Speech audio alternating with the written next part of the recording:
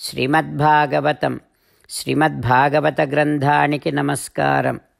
నిగమకల్పతరోర్గళితం ఫలం సుఖముఖాదమృతద్రవ సంయుతం పిబత భాగవతం రసమాలయం ముహురహో రసికా భువి భావుకాః.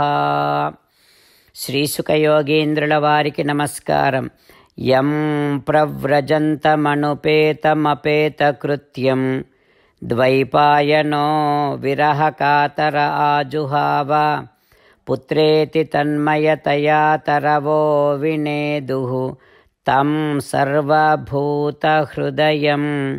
మునిమానతోస్మి. నరనారాయణులకు, చతుర్ముఖ బ్రహ్మకు, సరస్వతీదేవికి, వ్యాస మహర్షుల వారికి నమస్కారం. నారాయణం నమస్కృత్య నరం చైవ నరోత్తమం దేవీం సరస్వతీం వ్యాసం తతో జయం ఉదీరయేత్. శ్రీమద్భాగవతము తృతీయ స్కంధములో సూత మహాముని శౌనకాది మహర్షులందరికీ ప్రవచనం చేస్తూ చెబుతూ ఉన్నాడు. ఓ మహర్షులారా, శ్రీసుఖయోగీంద్రుల వారు పరీక్షిన్నరేంద్రుడికి ఈ రకంగా ఉపదేశం చేస్తూ చెబుతూ ఉన్నాడు. ఓ పరీక్షిన్నరేంద్ర, మైత్రేయుడు విదురుడికి శ్రీమద్భాగవతాన్ని ఉపదేశం చేస్తూ ఈ రకంగా చెబుతూ ఉన్నాడు. ఓ విదురా, చతుర్ముఖుడి శరీర అవయవాల నుండి కొన్ని ఆవిర్భవించాయి అని కదా చెప్తూ ఉన్నాను. అందులో భాగంగా హృదయము నుండి కామము వస్తుంది. చతుర్ముఖుడి కనుల నుండి క్రోధం ఆవిర్భవించింది.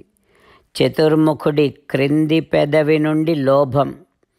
చతుర్ముఖుడి ముఖము నుండి వాక్కు. చతుర్ముఖుడి మర్మ అవయవాల నుండి సముద్రాలు. చతుర్ముఖుడి గుదస్థానము నుండి నీచకర్మలు. చతుర్ముఖుడి శరీర ఛాయ నుండి కర్దముడు. ఈ రకంగా శరీర అవయవాల నుండి కొన్ని ఆవిర్భవించాయి. ఆ బ్రహ్మగారి శరీర ఛాయ నుండి కర్దముడు పుట్టాడు. ఓ విదురా, ఈ కర్దముడే స్వయంభువుని కుమార్తె దేవహూతికి భర్త అవుతాడు. ఈ రకంగా చతుర్ముఖ బ్రహ్మ మనసో దేహతశ్చ ఇదం జజ్ఞే విశ్వకృతో జగత్.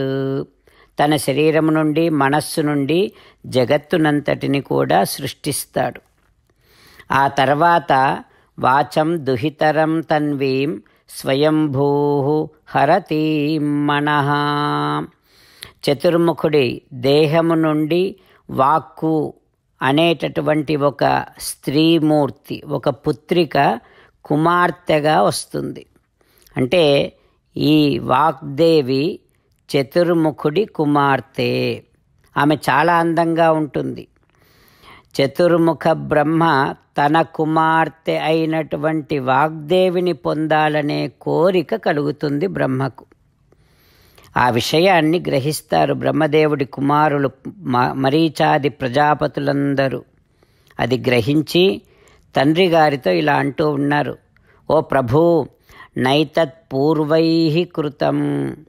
ఇట్లాంటి కుమార్తెను కామించేటటువంటి పనిని ఇంతకు ముందు కల్పములో ఎవ్వరూ చేయలేదు. ఈ కాలములో ఎవ్వరూ చేయరు, ఇక భవిష్యత్ కాలములో కూడా ఎవరు చేయకూడదు అంటూ ప్రజాపతులు కుమారులే అయినప్పటికీ తండ్రి గారికి వారి వారి అభిప్రాయాన్ని తెలియచేస్తూ ఉన్నారు. ఆ తర్వాత ఏం జరుగుతుందో రేపు తెలుసుకుందాం. ఓం శ్రీకృష్ణ పరబ్రహ్మణే నమః. ఓం అస్మద్గురుభ్యో నమః. అంతేకాకుండా మనం ప్రతిరోజు శ్రీమన్నారాయణుడికి ఒక 8 పనులు చేస్తాం అని మాట ఇద్దాం. ఎందుకంటే శ్రీకృష్ణ భగవానుడు 18వ అధ్యాయములో 65 నుండి 70వ శ్లోకాల ద్వారా శ్రీమద్భగవద్గీత అంతటికీ సారభూతముగా మనకు 8 పనులు చేయమని చెప్పాడు. అలా చేస్తే చాలు, నేను మిమ్మల్ని అన్ని విధాలుగా రక్షిస్తా అని ప్రమాణపూర్వకముగా ప్రతిజ్ఞ కూడా చేశాడు. అందుకని శ్రీమద్భగవద్గీతను అంతటినీ విన్న తర్వాత అర్జునుడు కూడా చివరకు కరిష్యే వచనం తవ, కృష్ణ నువ్వు చెప్పినట్టే చేస్తా అని అన్నాడు. కనుకనే భగవానుడు అర్జునుడికి అన్ని విధాల విజయాన్ని అందించాడు. మనం కూడా ప్రతిరోజు శ్రీమన్నారాయణుడికి ఆ రకంగానే మాట ఇద్దాం. 8 పనులు చేస్తాం అని మనము మాట ఇస్తే అది అష్టాక్షరీ మహామంత్ర జపము చేసినటువంటి ఫలితాన్ని మనకు ప్రతిరోజు ఇస్తుంది. ఇట్లా మాట ఇవ్వటం కంటే గొప్ప పూజ, యజ్ఞము, తపస్సు మరొక్కటి లేనే లేదు. అందుకని నేను అంటూ ఉంటాను, మీరు మనస్సులో భావిస్తూ ఉండండి.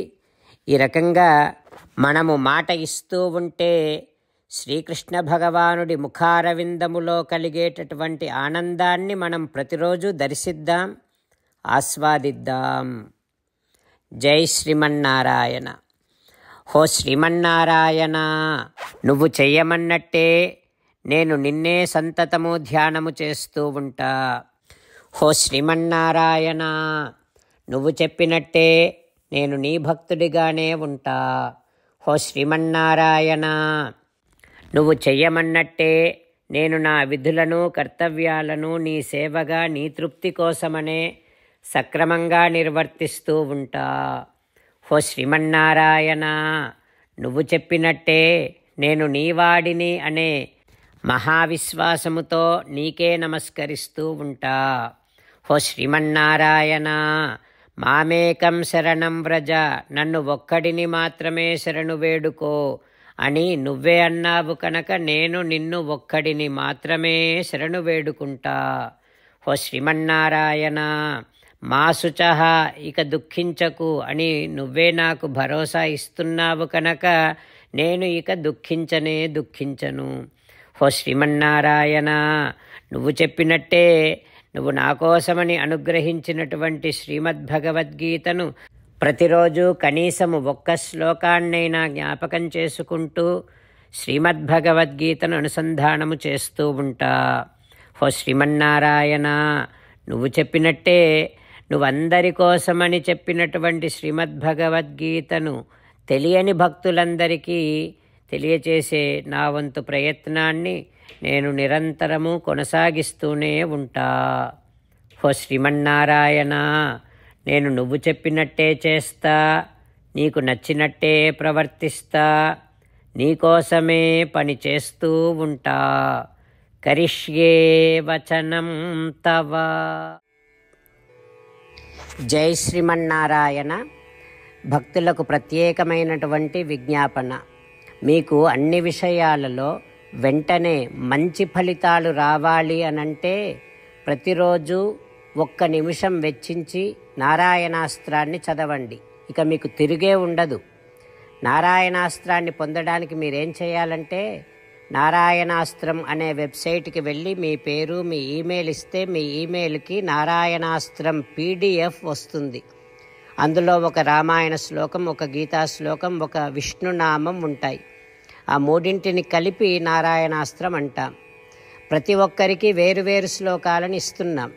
ఆ రకంగా ఎవరి శ్లోకాన్ని వారు ప్రతిరోజు తప్పనిసరిగా చదవటం వలన ప్రతిరోజు ప్రతి 24,000 భక్తులతో ఒకసారి సంపూర్ణ రామాయణ పారాయణ, 33 సార్లు శ్రీమద్భగవద్గీత పారాయణ, 24 సార్లు శ్రీ విష్ణు సహస్రనామ స్తోత్ర పారాయణ జరుగుతుంది. ప్రతి ఒక్కరికి అంతటి విశేష ఫలితము ప్రతిరోజు లభిస్తుంది. అందుకని మీరు, మీ కుటుంబ సభ్యులు అందరూ ఒక్కొక్కరు ఒక్కొక్క నారాయణాస్త్రాన్ని వెంటనే పొందండి. జై శ్రీమన్నారాయణ.